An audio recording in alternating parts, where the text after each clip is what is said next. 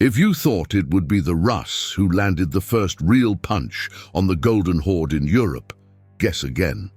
That honor goes to the Grand Duchy of Lithuania, a rising powerhouse that was still proudly clinging to its pagan roots. The showdown happened at a place called Sinie Vody, or Blue Waters, which sounds like a lovely vacation spot, but was actually the site of a brutal battle in southern Ukraine. European kings must have choked on their wine when they heard the news. After all, it wasn't Christian Europe that struck the first major blow against the Horde. It was Algirdas and his crew of thunder-worshipping warriors. Even the Teutonic Knights, who were usually too busy crusading to care, later referred to the famous Battle of Kulikovo, 1380, as the Second Battle of Blue Waters, which tells you just how legendary this fight was. You're here at the perfect time. If you haven't felt it yet, hit subscribe and be part of the journey. We know something big happened in 1362. We know Grand Duke Algirdas took on the Mongols and won, but how exactly did it go down? Ukrainian historians, they have a lot more to say about it. This battle was a turning point in 14th century Eastern Europe, shifting power, shaking up the Mongols, and setting the stage for future conflicts. But some scholars doubt it even happened. That's right. While some see it as a decisive clash, others raise an eyebrow and say, "Hey, are we sure about this?" Why the debate? Well, medieval record-keeping wasn't exactly known for its rigorous fact-checking. The first real descriptions of the battle don't even show up until the 15th century, and even then, they read like a vague action movie synopsis. Big fight, Mongols lose, Lithuania wins, roll credits. One of the earliest mentions comes from Lithuanian chronicles, specifically in the stories about Podolia, written a solid 100 years after the battle. And by the time scholars in the 1940s got around to digging into the sources, they had to work with what was basically medieval hearsay. But here's what we do know. The Battle of Blue Waters was a game-changer for Lithuania. It was a major step toward becoming a regional powerhouse. For modern Ukrainians, this battle is seen as the moment they broke free from 120 years of Tatar rule and joined the Grand Duchy of Lithuania. If you already knew about this battle before watching, congrats, you're in the elite 1% of history buffs. Tell me what you know in the comments below. And here's a fun fact that most people outside of history circles don't know. Lithuania, the last openly pagan state in Europe, wasn't just some backwoods curiosity. It was a major power in the late Middle Ages. Yeah, while the rest of Europe was busy squabbling over theology and inventing new ways to accuse each other of heresy, Lithuania was out here building an empire. Their rise to power didn't exactly start with a dramatic entrance. It was a wild, forested land on the very fringes of Christendom, with few of the obvious advantages that made other kingdoms powerful. No vast farmlands like France, no Roman heritage like the Holy Roman Empire, and certainly no Mediterranean ports for trading exotic goods, just forests, rivers, and a whole lot of stubborn, battle-ready pagans who weren't about to convert just because some guys in Rome said so. And yet, somehow this so-called backward land became one of the biggest players in European politics. How? Sheer grit, clever diplomacy, and an army that didn't know when to quit. Lithuania's leaders figured out early on that if they weren't going to win by cultural prestige or economic dominance, they were going to win by force. And by force, I mean steamrolling their way across Eastern Europe while keeping the Mongols, the Teutonic Knights, and about half a dozen other enemies at bay. That just made them more unpredictable, and in medieval power struggles, being unpredictable is half the battle. Picture a land of endless shadowy forests so thick you'd need a machete, a compass, and probably a prayer just to get through. Then add in bogs, lots of bogs, the kind that could swallow a horse rider whole. Now throw in a climate that alternated between soul-crushingly cold winters and mosquito-infested summers, with just enough miserable rain in spring and autumn.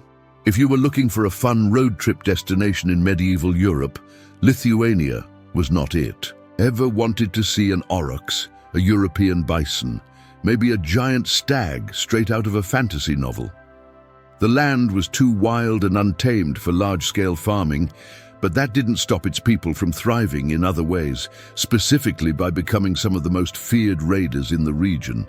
See, Lithuania wasn't exactly rolling in mineral wealth or fertile farmlands. Amber and furs were nice and all, but they weren't going to fund an empire, so the locals took a more direct approach to wealth acquisition: banditry. Why dig for treasure when you can just take it from your neighbors? Raiding cattle, snatching up slaves, and looting mineral-rich lands became an integral part of the economy. This way of life didn't just make the Lithuanians rich, it made them tough. Constant raiding forged a warrior society that would eventually turn Lithuania from an overlooked frontier land into a dominant medieval powerhouse. In modern terms, Lithuania ran a high-risk, high-reward business model, and let's just say their customer service didn't get great reviews from the neighbors. And good thing too, because Lithuania's location was not doing it any favors. Imagine trying to live in a house where one neighbor is an unpredictable warlord, another is a rising empire, and the rest are religious fanatics who think you shouldn't exist. That's basically Lithuania's situation in the Middle Ages. To the east, you had the Rus principalities, already in a bad mood after getting steamrolled by the Mongols, who were still very much in charge and not known for their gentle diplomacy.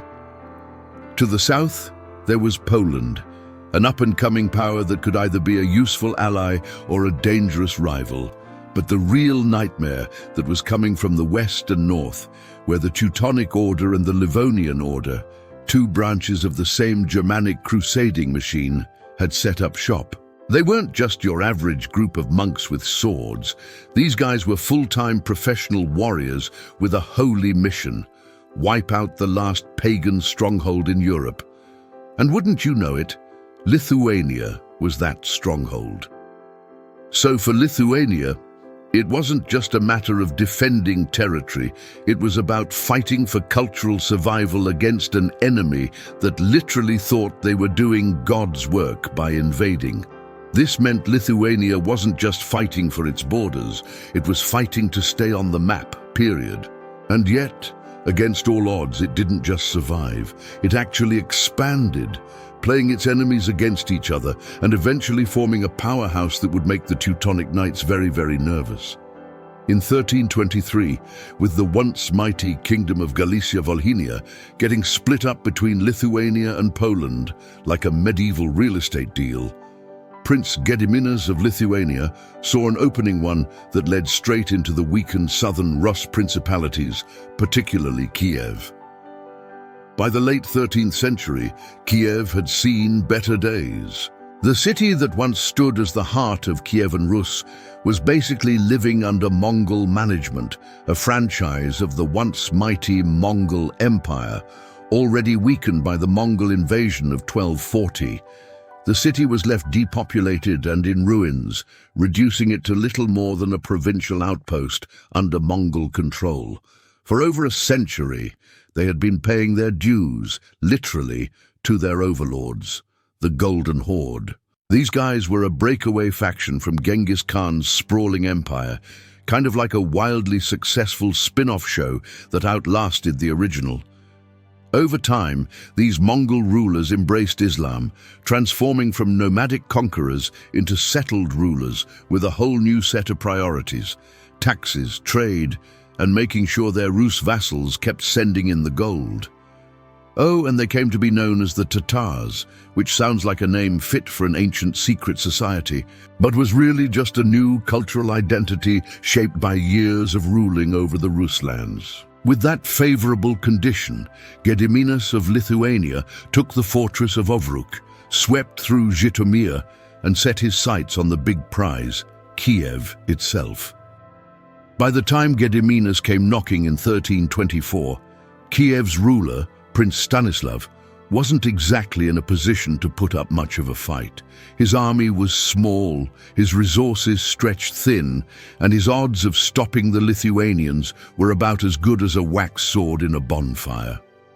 The showdown happened on the banks of the Irpin River, and let's just say it was not a good day for the Kievan army. Outnumbered and outmatched, they put up a fight, but the Lithuanians steamrolled their way through, leaving a trail of battered shields and bruised egos. The result, Kiev, along with Pereyaslav, Lyubomel, Pil, and Kaniv, all got new management under the Grand Duchy of Lithuania. Cue the victory parade, maybe a celebratory feast. But Gediminas wasn't exactly in a position to sit back and enjoy his winnings. Why? Well, there was this little problem called the Golden Horde. And if medieval survival had a handbook, rule number 1 would be, do not, under any circumstances, poke the Mongols unless you're absolutely sure you can handle the fallout. Gediminas, being a smart man who liked having a kingdom to rule, knew better than to provoke an all-out war. So instead of sticking around and planting a Lithuanian flag in Kiev's town square, he took a low-risk, high-reward strategy: loot what he could, pack up, and get out of there. Kiev wasn't fully independent. Instead, it became part of this oddly functional power-sharing agreement, a condominium between Lithuania and the Golden Horde. Frankly, Lithuania now had a serious say in the politics of the southern Rus principalities, while the Mongols' basket tax collectors were still roaming around, making sure tribute payments were not forgotten. It's April 1362, and the Teutonic Knights have just steamrolled into Kęstutis, doing what they do best: sieging, looting, and reminding Lithuanians that they were still a massive headache. Algirdas, Gediminas' son, the new Grand Duke of Lithuania, and his brother Kęstutis rushed to the scene, probably hoping for some last-minute heroics. Instead, they got front-row seats to a disaster movie, watching helplessly from the hills as the fortress fell. The Teutonic Order was expanding aggressively, and defending against them was becoming a full-time job. But you can't win a war just by playing defense. Lithuania needed more land, more resources, and more manpower if it wanted to survive, and that meant looking east toward the vast and disjointed lands of the Rus. Poking the Mongols was never a good idea, but Lithuania was running out of options. Fortunately, the gods stood by its side. By 1362, the Golden Horde was a complete disaster zone. A civil war erupted so brutal, it later got the cheerful name the Great Massacre. Over the next 2 decades, more than 25 different Khans fought for power, and the once mighty Mongol Empire started splintering into tiny, feuding Ulysses, territories. It was like a medieval reality show, but instead of being voted off the island, the Khans were being stabbed, poisoned, or chased out of town. With all that chaos, guess what wasn't at the top of their to-do list? Stopping Lithuania. Algirdas seized the opportunity, pushing eastward while the Mongols were too busy backstabbing each other to notice. As long as the tribute money was still rolling in from other parts of his domain, Lithuania's slow takeover was just another minor inconvenience in an empire already on fire. Algirdas saw this and thought, well, don't mind if I do.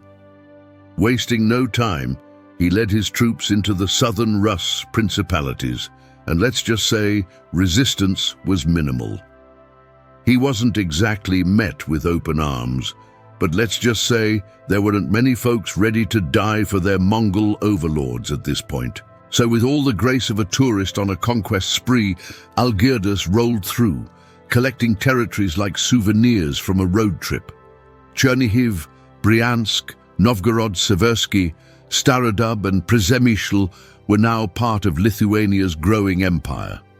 Basically, if there was a throne sitting empty or a ruler looking a little too comfortable, Algirdas had a solution. Technically, all these lands belonged to the Crimean Ulus, controlled by Mamai, one of the most powerful Mongol warlords of the time. But Mamai was a little busy. He had his hands full, fighting over control of Sarai, the de facto capital of the Golden Horde. Launching a full-scale counterattack against Lithuania suddenly drops pretty low on the priority list. Realizing that golden opportunities like this don't come around every day, Algirdas made sure to solidify his hold on these lands. Then, in that very same year, Algirdas turned his gaze toward Kiev. Now, let's be honest, Kiev had been living on borrowed time ever since his father came knocking a few years earlier. But even in decline, Kiev still carried weight. This was a city with history, prestige, and symbolic importance, and in the world of steppe politics, reputation was everything.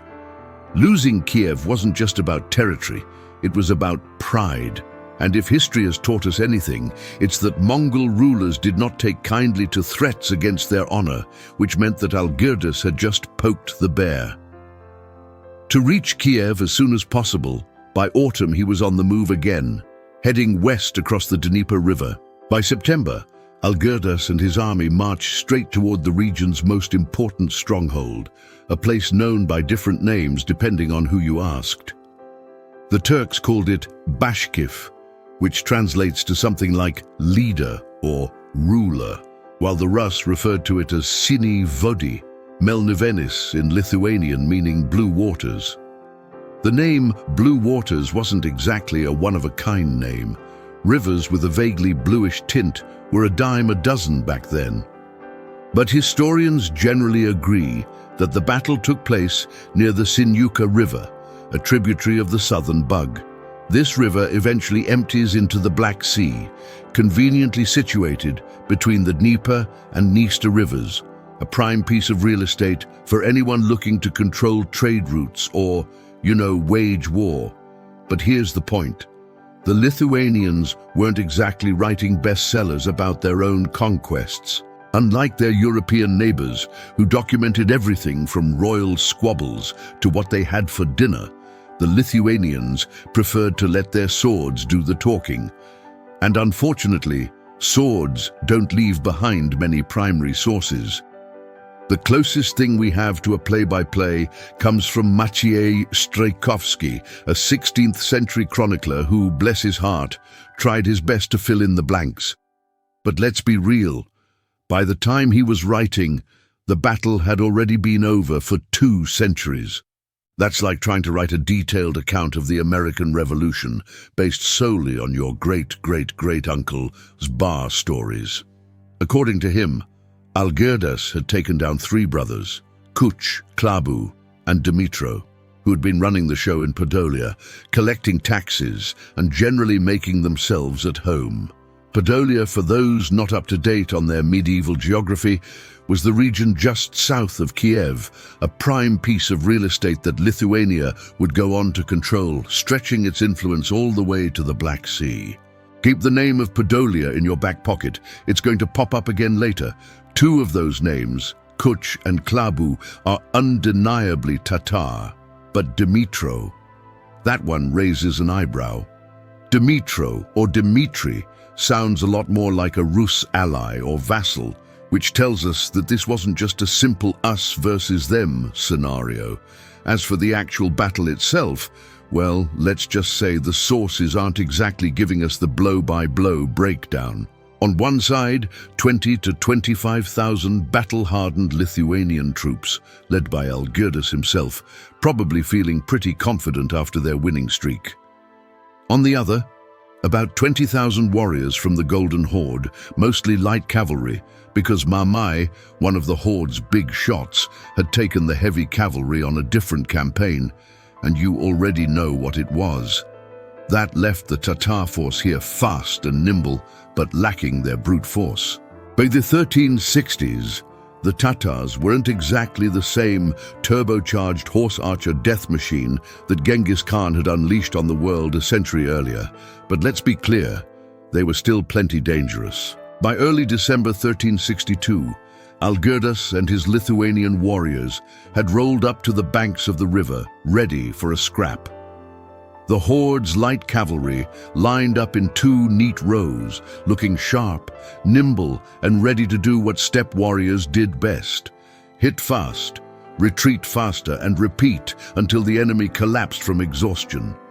Algirdas had superior numbers, and more importantly, a plan. Instead of charging in like an overeager tournament knight, he divided his forces into 6 wings and deployed them in a semicircle. Some say it was a wedge, some say it was concave. At the center stood his infantry, shields locked and spears at the ready, forming a rock-solid defense. His cavalry lurked on the flanks, waiting for the right moment to swoop in and crush the enemy from the sides. The battle kicked off with the Tatar cavalry doing what they did best, firing arrows in a deadly rainstorm and staying just out of reach. They aimed for the Lithuanian flanks, hoping to soften them up before moving in. Problem was, Algirdas's men were locked in tight, shields up and not in the mood for pincushion duty. The arrows rained down, but instead of causing panic, they mostly just annoyed the infantry, who hunkered down and held their ground. Realizing their arrows weren't doing the trick, the Tatar cavalry had to rethink their approach. That's when Algirdas made his move. His own cavalry surged forward, spears glinting, swords swinging, and started carving through the horde's vanguard. The Tatars, trained for quick skirmishes rather than drawn-out brawls, suddenly found themselves on the back foot as Algirdas's men pressed forward. The Tatar commander Kutlu had a sinking realization. He and his men were about one bad decision away from getting completely surrounded. If the Lithuanians fully closed in, his cavalry would be boxed in and cut to pieces. Desperate times call for desperate charges. With no other option, Kublu yelled for a full frontal attack. His horsemen dropped their bows, drew their sabers, and charged straight into the Lithuanian infantry, hoping to smash through before the shield wall could hold. The Lithuanian infantry locked shields and braced for impact.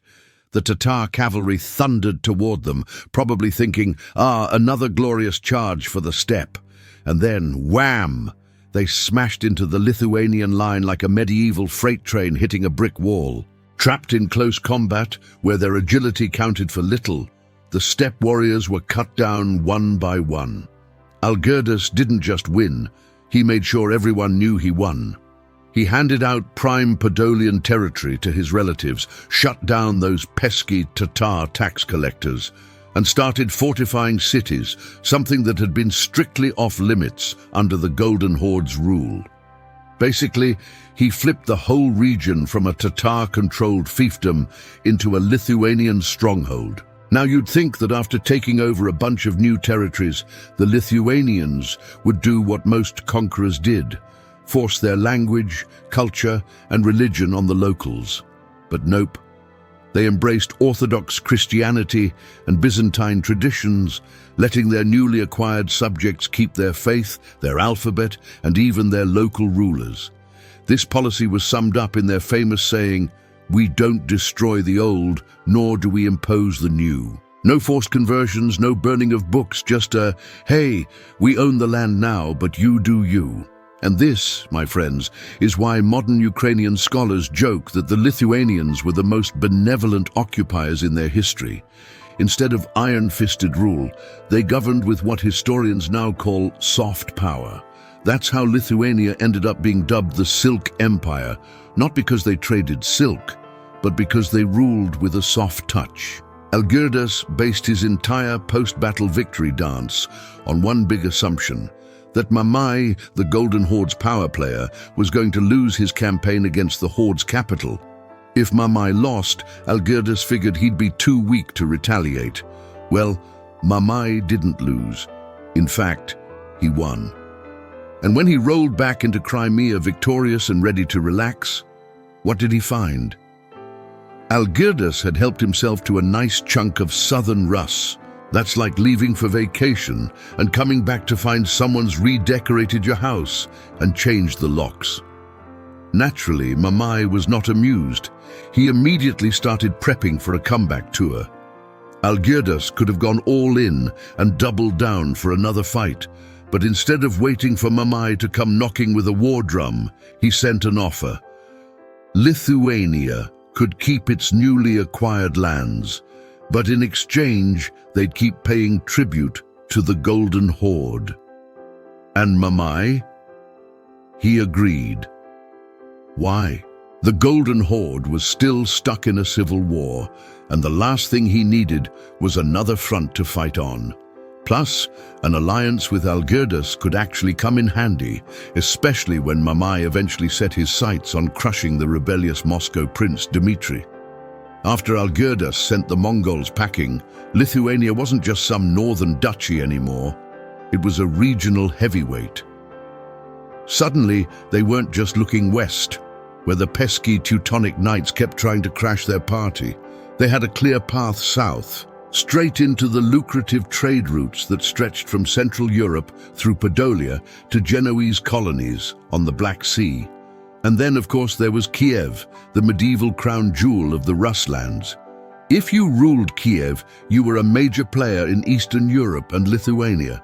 They were making it very clear that they weren't just in the game, they were calling the shots.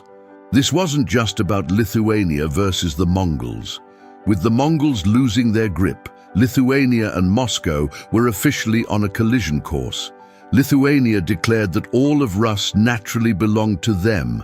Algirdas even wrote to Holy Roman Emperor Charles IV in 1358, claiming that, and when Moscow didn't immediately roll over, he invaded.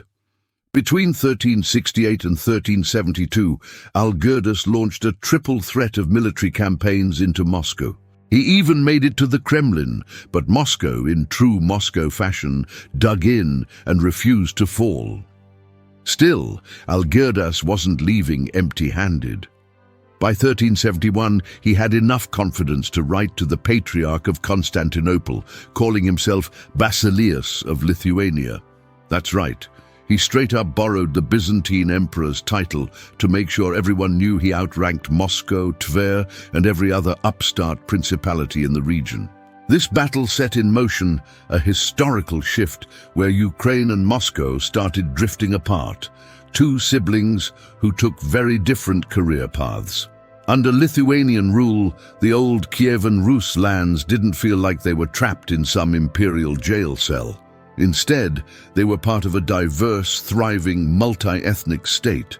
This atmosphere played a huge role in shaping the cultural identities of Ukrainians and Belarusians even today. Ukrainians look back at Lithuania with some serious respect, and that's because Lithuania didn't just remove Mongol rule.